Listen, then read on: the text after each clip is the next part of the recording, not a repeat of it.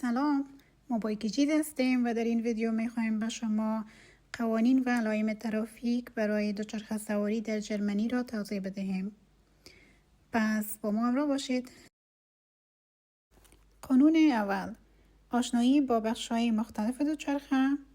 در این قسمت شما می توانید ویدیو را پاس نمایید و هر یک بخش را دقیق تر ببینید. پس هر دوچرخه همیشه باید دارای ترمز یا بریک جلو و عقب، چراغ‌های جلو و عقب، بازتابنده جلو و عقب و زنگ باشد. قانون دوم، دوچرخه سوار با این تجهیزات ایمن هستید: کالای مینی، کفش یا بوت‌های سفت، نپوشیدن لباس و چادر بلند و گشاد، صندلی ویژه کودکان برای خردسالان. مواردی که هنگام دوچرخه سواری ممنوع می باشد: استفاده از گوشی همراه یا موبایل، شنیدن موسیقی با هدفون، گذاشتن کیف روی فرمان و انتقال بچه بدون صندلی ویژه کودکان. قانون سوم، اول نگاه بعد حرکت. همیشه باید مراقب باشیم تا قبل از شروع دوچرخه سواری به اطرافمان دقیق نگاه کنیم. ما باید از احتمال این که راننده های دیگر نتوانند ما را ببینند آگاه باشیم و کوشش کنیم تا خود ما برای ترافیک قابل رویت باشیم. قانون چهارم، ترافیک سمت راست. وسایل نقلیه بر اساس این قانون از راست و چپ حرکت می کنند. این بدین معنی است که ما از سمت راست خیابان رانندگی می کنیم و اگر خط ویژه دوچرخه وجود داشته باشد از آن استفاده می کنیم. قانون پنجم، حق تقدم راست به چپ. در یک چهارراه بدون راهنمای ترافیک حق اولیت همیشه از راست به چپ است. قانون ششم، چراغ‌های راهنما. چراغ‌های راهنما ترافیک را تنظیم می‌کنند. رنگ سرخ یا قرمز بدین معنی که باید اینجا توقف کرد. رنگ سبز یعنی حالا اجازه داریم که حرکت کنیم. قانون هفتم، بخش اول، علائم راهنمایی رانندگی. از سمت راست به چپ میریم. اولین علامه خیابان با حق تقدم است. اگر شما روی این خیابان حرکت کنید حق تقدم دارید و وسایل نقلیه که از خیابان‌های فرعی میآیند باید به شما راه بدهند. علامه توقف، اینجا باید توقف کرد و به وسایل دیگر حق تقدم داد. علامه حق تقدم، اینجا هم باید به وسایل نقلیه دیگر حق تقدم داد. اگر در چهارراه چراغ راهنمایی نباشد همیشه وسیله نقلیه‌ای که از سمت راست میآید حق تقدم دارد.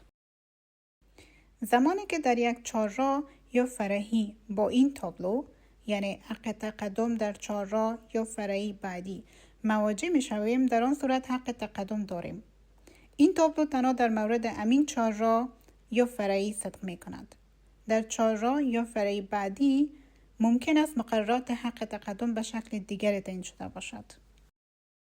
خیابان یک طرفه، اینجا حرکت فقط در جهتی که تابلو نشان می‌دهد مجاز است.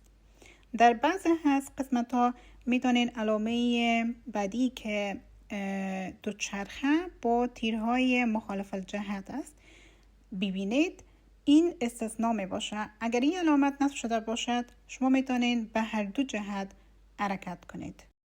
ورود ممنوع. ورود به خیابان‌هایی که این علامت را دارند ممنوع است. شما می توانید از دوچرخه پیاده و وارد این خیابان بشوید. استثناء: در صورت وجود این علامت زیر می توانید سوار دوچرخه وارد این خیابان بشوید. مواظب ماشین هایی که به جهت شما می آیند باشید.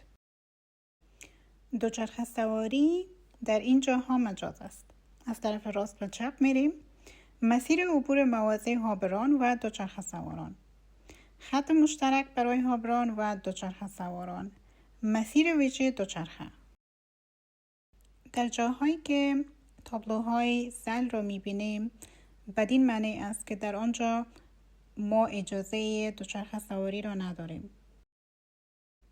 قانون هفتم بخش دوم. هنگام رسیدن به چهارراه توقف میکنیم تا مسیر سمت چپ خلوت شود. سپس حرکت میکنیم. در این صورت حق تقدم از وسایل داخل چهارراه است. قانون هشتم علامت دست و نگاه از روی شانه. با این حرکت نشان میدهیم قصد دور زدن به مسیری که دست را کشیده ایم داریم و قبل از دور زدن برای اطمینان از روی شانه به عقب نظر می اندازیم. قانون نهم.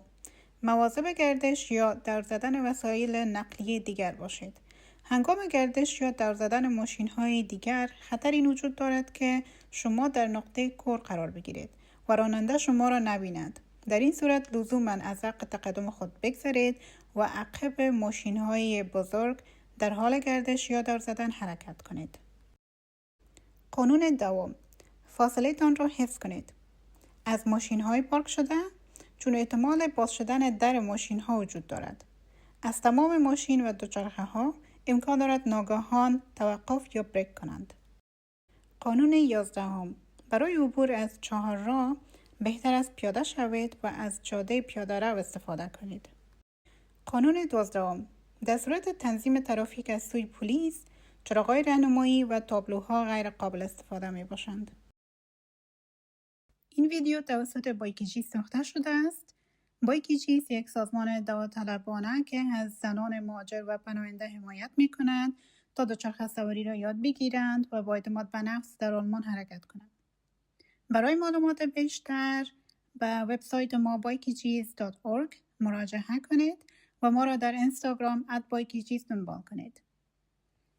ممنون که تا این دم با ما همراه بودید و در آخر هم میخوایم یک پیام از بایکیجیز را به شما برسانم که دوچرخه سواری فقط یک مهارت نیست، بلکه آزادی است، استقلال است و حق هر انسان است.